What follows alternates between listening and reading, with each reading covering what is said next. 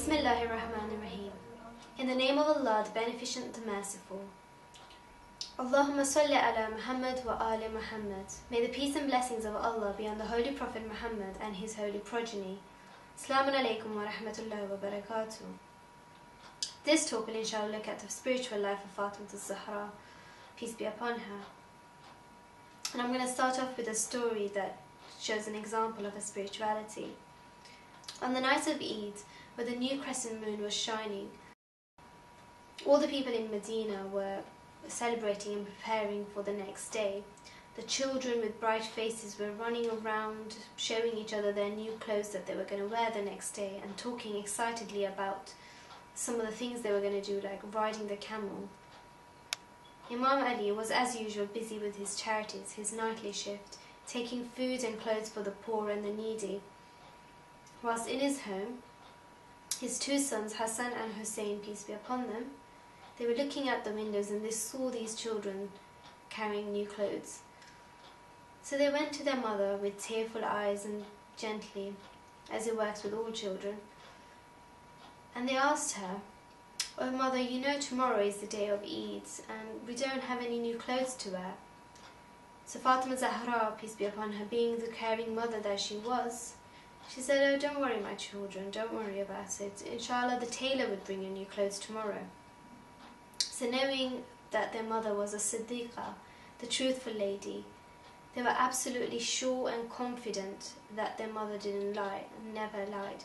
So they were sure that they were going to get their new clothes. So they went to sleep happy and had the best sleep ever.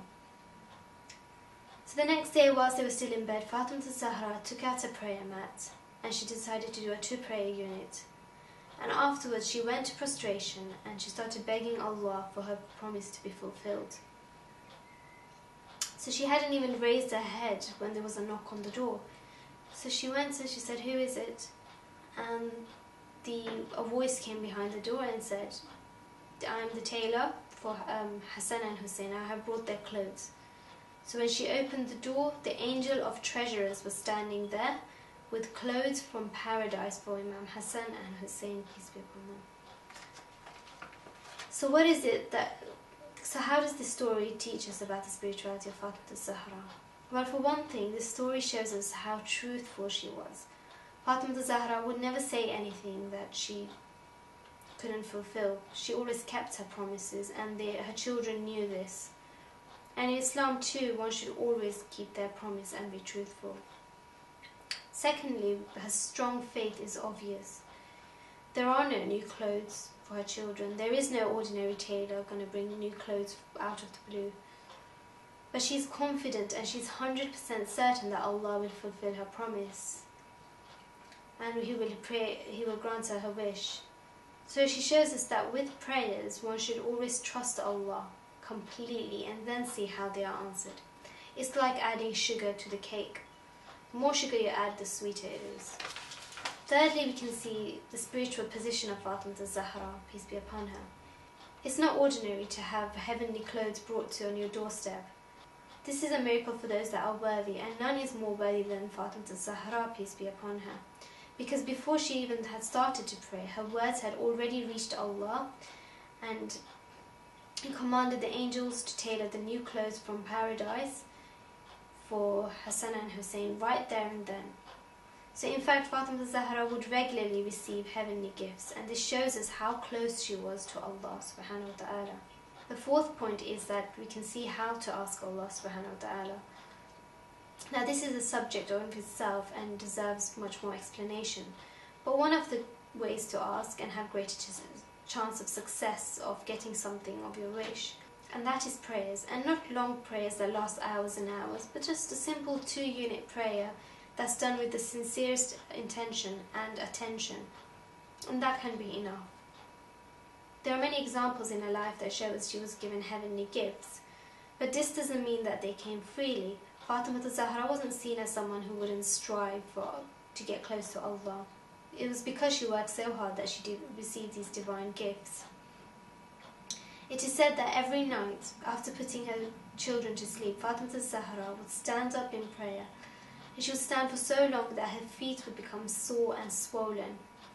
These were the marks of worship in her body. Now we know that other infallibles, Imam Ali, Imam Zainul Abidin, and all the other infallibles had marks of worship, and they're known for their great worship.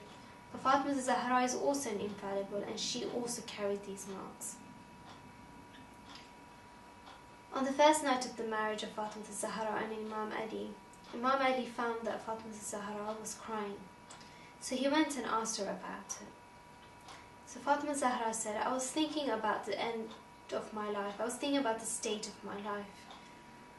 And since I moved from my father, the Holy Prophet Mohammads, peace be upon him, and his family, to my own home, it has reminded me that one day I will move to my grave.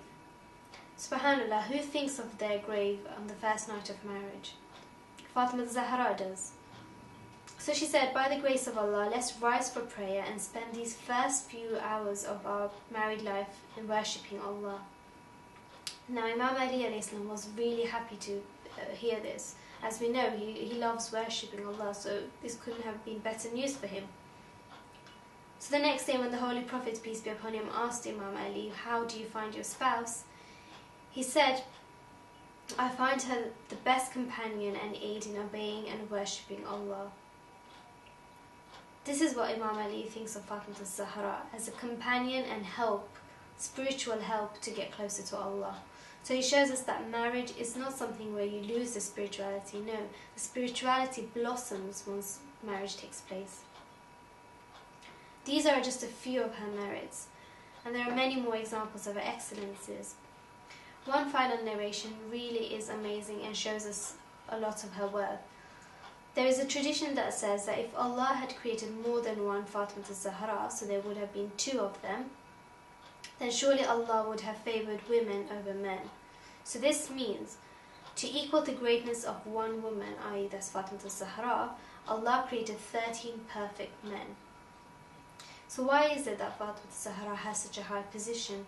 We know that she was a perfect wife, she was the perfect daughter, the perfect mother, the perfect aid in spirituality, humanity, and she had all the virtues. So why such a high position? But she did all of this without breaking her hijab. Assalamu alaikum wa rahmatullahi wa barakatuh.